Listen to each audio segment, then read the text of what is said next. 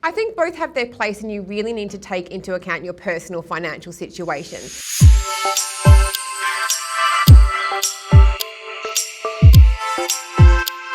So as part of our Real Market series of all things property, we're here today with Michelle Maynard, finance commentator, and we're really going to focus on the key issue of negative gearing versus positive gearing. So first of all, Michelle, what is the difference between negative gearing and positive gearing when it comes to residential or commercial property? Sure. So a positively geared property is one where the income covers all of the expenses. So interest, rates, repairs and maintenance, property management fees, all the key things you need.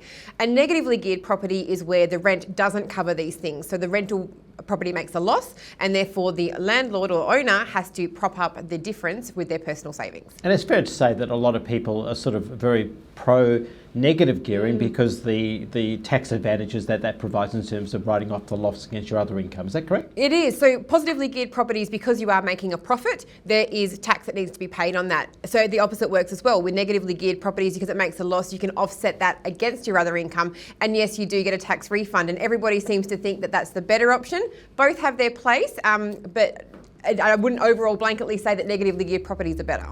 So we often hear in property that people are very focused on a negatively geared property because of the tax advantages of it, but yourself, are you a fan of one over the other?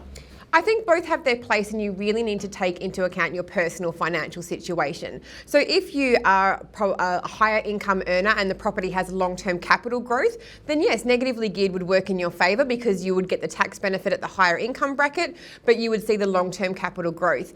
Negatively geared properties don't work for people in lower income tax brackets because the tax savings aren't as much. I think what people don't realise is you don't get a dollar refund for every dollar of loss your rental property makes. You only get your tax rate. So if you're at a 48% tax rate, you get 40 cents for every dollar. If you're only at a 19-cent tax rate, you're only getting 19 cents for every dollar your property loses. So you definitely need to take into account your personal financial circumstances, whether a negatively geared property should work for you.